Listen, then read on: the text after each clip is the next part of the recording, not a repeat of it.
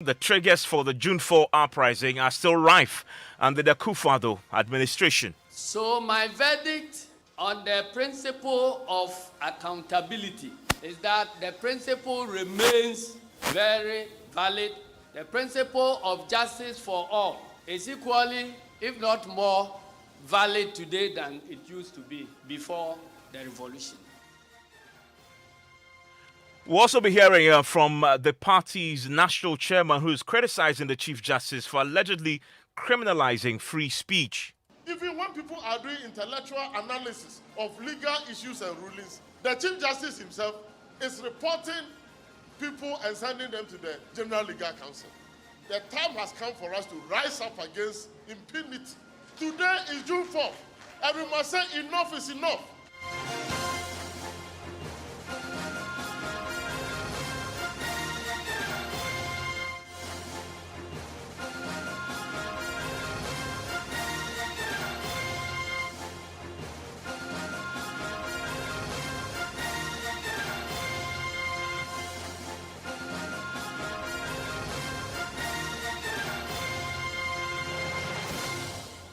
And Top Story is always brought to you by Gas and Cement, the nation builder. It's also brought to you by Vodafone. The National Democratic Congress has today been commemorating the June 4 uprising with a warning. The party's General Secretary, Johnson Sudin-Ketia, claims the triggers that led to the uprising are still rife today under the Akufo-Addo administration and may cause another revolution.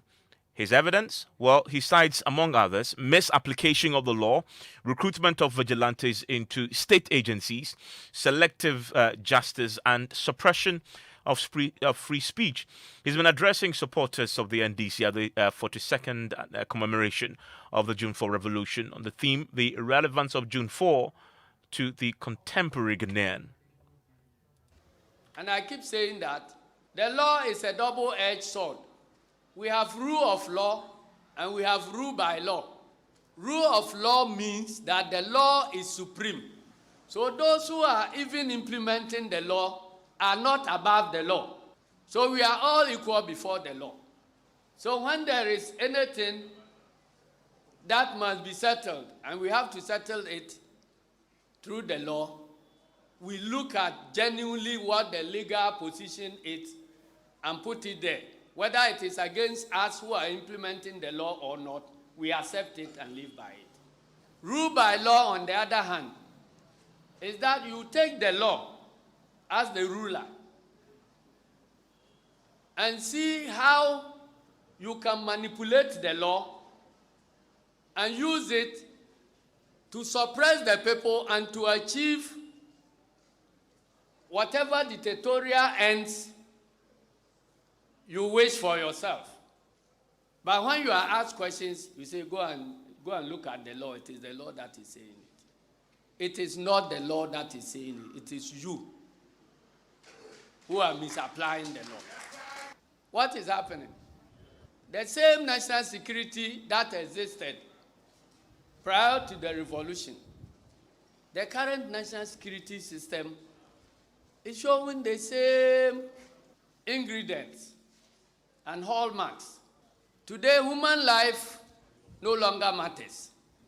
What matters is to ensure that a government in power must have their way and they must remain protected.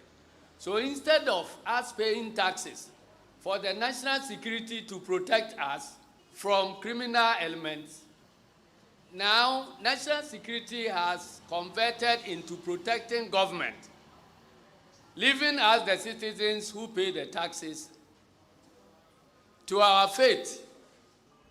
So it's like each one for himself, God for us all. When citizens get up to stand for their rights, for self-determination, their right to choose their leaders, they are shot at by national security operatives.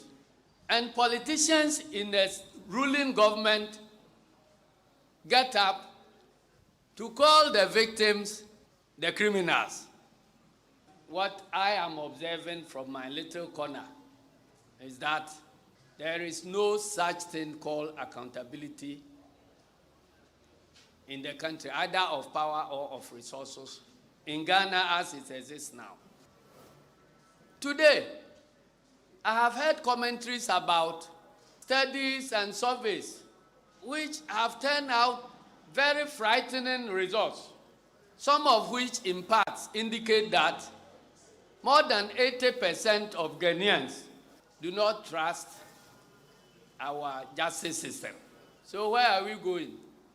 So my verdict on the principle of accountability is that the principle remains very valid. The principle of justice for all is equally, if not more, valid today than it used to be before the revolution.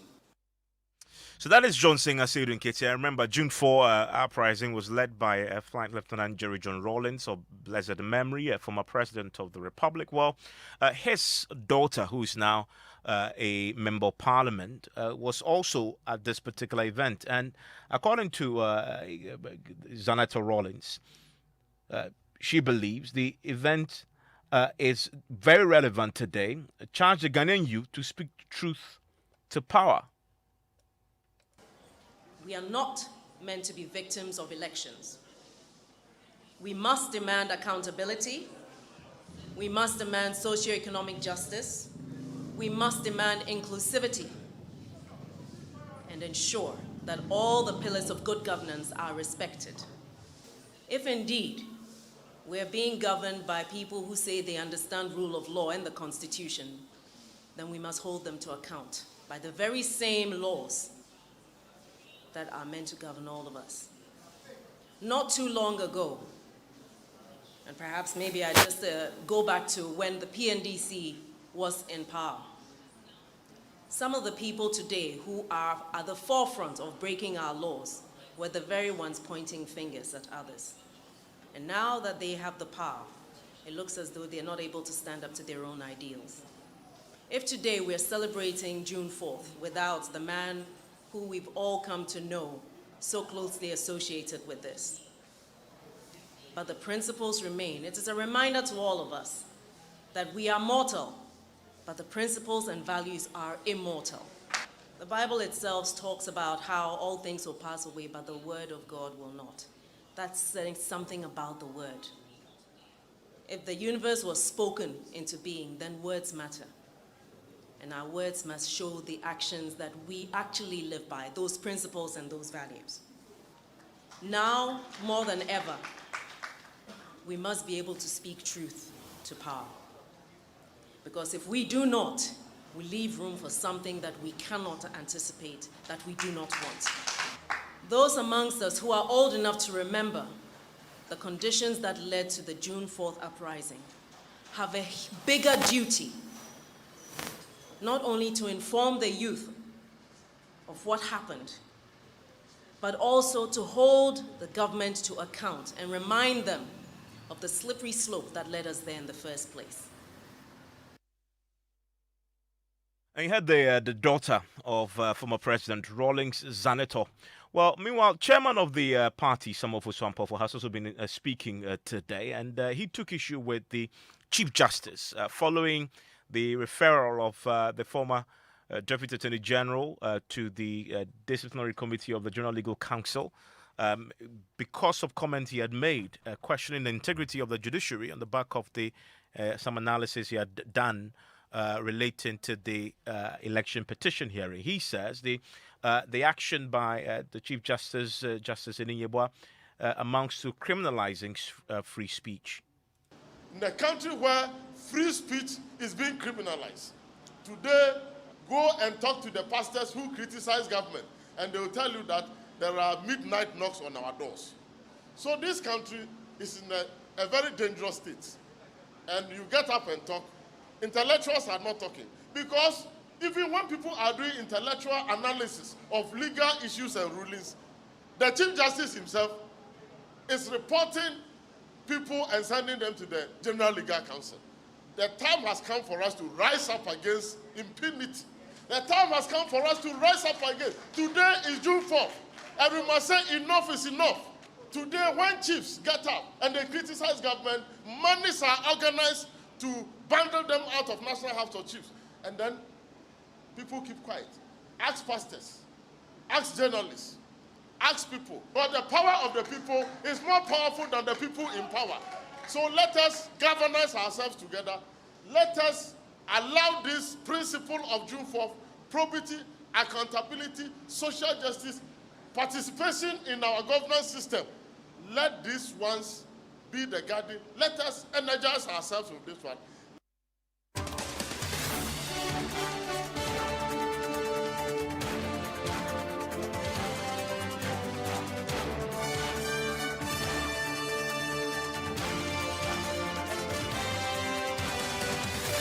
Well, joining me on the telephone line right now is the NDC's Director of Elections, Elvis Ankra. Mr. Ankra, thank you for your time here on Top Story. Thank you, and good evening to all our listeners. There was a lot of emphasis on the point that the conditions that triggered June 4 way back decades ago arrived today and possibly could lead to a similar consequence. Where's the evidence to suggest that? The evidence is that Joy FM, for example, you did a very objective analysis. I even call it feedback on the free SHS, where parents, students, teachers, and concerned Ghanaians give feedback about the free SHS. And the President of the Republic went to stand in public and actually called it a campaign. That is the evidence. The evidence is that one of your colleagues, Ahmed Swali, has been murdered in cold blood, and to date, there hasn't been anybody found culpable of that crime. The evidence is that the Adetis of this world, the Caleb Kudes of this world, many things are happening that are showing that press freedom is on the attack. Only yesterday, we also saw the Chief Justice coming into the fray, where within the context of an intellectual analysis of the ruling of the Supreme Court, the Chief Justice then writes to the General Legal Counsel to deal with one of our lawyers. I mean, the judiciary hasn't sunk lower than this. The evidence is that the economy is in a tailspin, where we've had the World Bank itself telling the government that the borrowing is becoming too much and it's simply not sustainable. This is World Bank saying it, not we Ghanaians. The evidence is that the Finance Ministry is going to borrow money again, Eurobond, and the Finance Minister and his deputy, both of them, their companies are companies that are going to be part of the book runners. The evidence is that corruption is so rife that it is even frightening, where appointees of the president have been caught on camera and yet he whitewashes them. There hasn't been any single issue of corruption in this country under Nana Addo Dankwa that he has taken any action. The evidence is that the president, who is supposed to be a lawyer and upholder of the rule of law, stands in public and quotes the law and then says and justifies the banning of excavators when the law clearly states the processes and procedures, even if you're going to seize them. So you can just see that there is desperation, there is despondency among the youth. The country doesn't seem to be going anywhere in any particular direction. It's as if we're on autopilot. The president spends £15,000 an hour chartering an aircraft in this dire economic situation.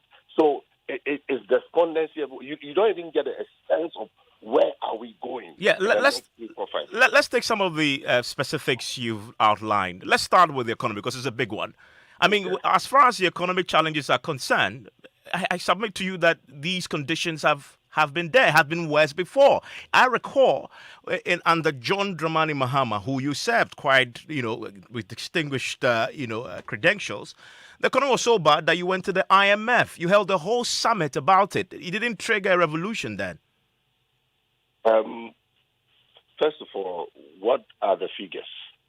At the time that we were in power, by the time we left power, the total debt stock of this country was about, I don't have the figures in front of me, but as we speak today, the country is getting towards 300 billion. 300 billion. And at that time, I think, it was 120 billion. And the MPP and Dr. Baumia said, this is unheard of. You've never seen anything like this before. There's so much money in this country, we don't even need to borrow.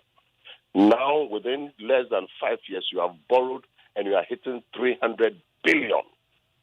And you say there's nothing wrong with it, and there's nothing to show for it. But the economy is our strong time- enough. The economy appears to be strong enough to carry that debt. I mean, back in the day, our debt was Hold on. bad. We What had to is- turn to the IMF for what is your something base? around $1 billion. Hold on. What is your basis? If the IMF, the World Bank themselves are saying it's not sustainable, Evans, I don't think you are qualified to say that I'm talking- in spite of what the IMF is saying, there's no problem. I'm Is talking that about, what you're trying to I haven't say? said there's no problem. I'm talking about the current reality is that the economy hasn't been in the position that requires that we turn for what some have loosely termed the bailout from the IMF. Yeah, but if your debt to GDP ratio at that time was, let's say, 62%, okay, and you had to go to the IMF to keep that, maintain that level, and today you've left the IMF or whatever it is, and you're borrowing and now you're hitting 80%, which is not sustainable. You've left the IMF and yet you're doing Euro bonds. Does it not all amount to the same debt? Or is it just the ceremony that we have left IMF? Therefore, you've left IMF, but you are borrowing on the open market. You're doing Euro bonds, which is even more costly, which is even more not so unsustainable. Those are the issues. That for every 100 Ghana cedis that we get as a country, almost 80 cedis of that amount goes into payment of debts and salaries. Apart from that, we have only 20 cedis left for the rest of the things that we need as a country. Is this sustainable? The IMF has said it. Independent entities have said it. In our time, it was 64%. You said it was unsustainable. You have come and it's 80%, and it keeps going. And there's no sign, no strategy, nothing to show that you are putting measures in place to reverse the trend. Yeah. In our time, we had the Akosombo consensus. We went to Akosombo, same chick, all right? We brought Ghanaians from all walks of life together, and we came out with a homegrown policy. Because it was In a the light concession of that the this- economy was in crisis. No, I mean, Evans, we could go on and on, but if you, Joy FM, Evans Mensah, want all Ghanaians to believe that our debt to GDP ratio, which is hitting 80%, will hit 300 billion very soon, the World Bank and every other prudent, independent entity is saying that where we are heading is not sustainable, but you want all Ghanaians to believe that there's no problem, then so be it. I want you Ghanaians- to hold on for me briefly. I want to bring in Dr. Ali Duseidu with the University of Ghana Political Science Department. Joins us on the telephone line right now. Dr. Ali Duseidu, I'm grateful that you could join us. Let me ask you, do you agree that, and today the NDC is commemorating June 4, do you agree that the conditions that triggered the uprising decades ago on this day, more than 3 decades ago, are rife under this current administration that may possibly lead to another revolution? Thank you so much, Evans. I think the June 4th uprising was actually geared towards cleaning the roads in our political system, largely grand corruption and prebendalism and favoritism and all those things that made our democratic system so stinky. So largely speaking, the cardinal principles of probity, accountability, and all those things came in to do away with the so-called quote and unquote evils of liberal democratic ideology. If you look at the reportage, these have been issues of corruption, stifle on democratic freedom, fundamental human rights, press freedom, and all those things. People will say that it was actually the same issues that brought about the June 4th revolution. But at that particular point in time, when there are issues, there may be different strategies with different strategies for dealing with the same issue. If you look at the period that under the June 4th, we had the same conditions, but there were different conditions that influenced the use of that particular strategy. One, it was largely militaristic because at that particular point in time, that element of military intervention was ripe, and people believe that it is one of the strategies that we could use to deal with that kind of road that existed. Assuming, without admitting that those conditions are still present now, I think it may be very difficult for us to use the same strategy to deal with the same issue. One, because but is it the case? But so there is whether or not the conditions exist, and then the second argument is whether or not there's even room for a revolution. Let's stay with the first part of the argument. Do you see that the conditions exist today? So the same conditions that sort of spurred people on to rise up against the state back then? Yeah, what if you look at media reportage about issues of corruption in this country, I think they have been at proportional levels compared to what prompted the June 4th revolution. So if you look at issues of corruption, our rankings on the Corruption Perception Index, our rankings on the freedom of free press index, and all the other indices that measure the fundamental components of democracy, we are not making so much improvement. We are either constant or we are retrogression. So when you look at that, if you look at the incidents of what happened to Meswale, what happened to Manasseh Azure, what happened to Caleb Koda, and all those other issues, you tend to believe that press freedom is seriously going under attack in this particular regime. And a lot of people have spoken about it. If you look at the Sam Jonas speech and several other speeches that have been made regarding this particular instance, there is a reportage about the president charging a private plane 15 pounds per hour and all those things. It contributes to some of the issues that might have prompted the June 4th revolution. So if you look at media reportage and you compare it to what happened, you could say that particular first point is established. But can we use the same strategy to deal with it? I think it is no. Because if you look at how far our democracy has become, we have now reached the point of habitualization and suggest that it is one of the highest forms of democratic consolidation, that the people now play by the rules of the game. No matter how corrupt a government is, no matter how bad a governance is, no matter government is, no matter whatever all the variables that make a government evil, you still have to play by the rules of the game, and that is democratically voting the government out of power. But two, there are now a lot of international level disapproval of using militaristic means to address some of these governance challenges. There are a lot of constitutional means of dealing with it. And you now see that what happened in Mali recently, you see that ECOWAS came out stronger and condemned Mali, but also suspended Mali's membership. And it's not just at the ECOWAS level, but even also at the international level, it tackles the flow of aid and then acceptability of international reputed rankings of democratic institutions and all those things. So one, at the domestic level, the conditions may be right, but the appetite to use or the desire to use that kind of mechanism is completely low. But even to the international level acceptability, that might have created that particular strategy the way it did in June 4th may not be the same that it may happen now. Yeah, I mean, so whatever way it is, whether the conditions are ripe or not, I think we are now matured in our democratic thinking that we will have to resort to the democratic means of changing the government. Whether that and that's the question I put to Mr. Elvis Ifriana. Mr. Ifriana, just a little under 6 months ago, Ghanaians went to the polls. That's the ultimate expression of their confidence in the government. And they said, we are maintaining this government. That is an endorsement of what they've done. How then do you argue 6 months on that there's been a sea change to the point where the same people who endorse the government, you believe, are so worse off that they will go the way of June 4?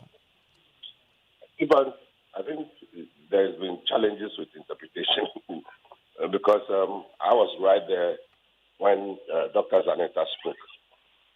She was very specific. She said that the conditions that precipitated June 4th are existing today. And thank God Dr. Alidu has confirmed that. No one at that lecture said that there should be another revolution. Nobody said that. It is you who is jumping to that conclusion and asking questions as if somebody has suggested that there should be a revolution. Let's clarify that. No one has said that on the show too. What we said was what we said at the beginning was Johnson Asiodun Ketia indicating that the conditions that led to the uprising are indeed existing, and that could lead to a possible revolution. That's what has been said. Good. And everything is possible, but nobody is wishing it and saying it. We know that we are in a democratic era, and there are democratic means means by which you can deal with these things.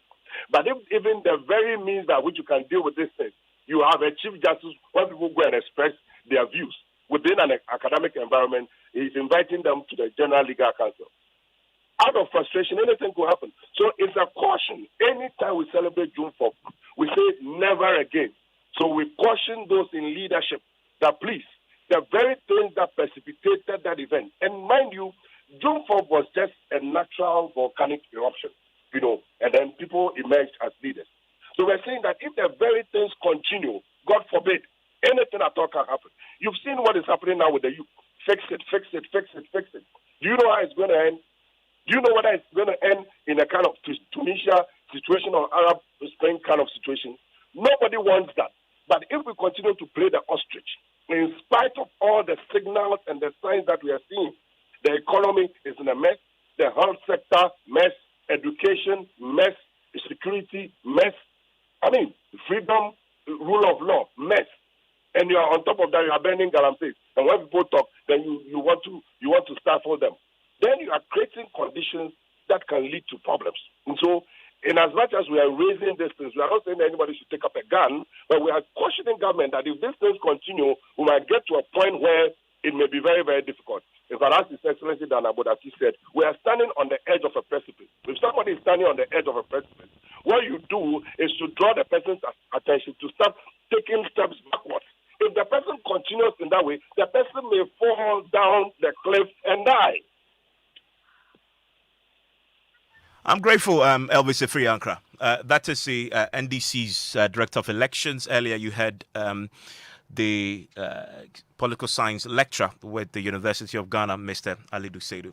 Well, Ghana Connect starts in 2 minutes. Fascinating conversation about the fears of a floodgate in education system. What exactly is that? Stay with us for that discussion.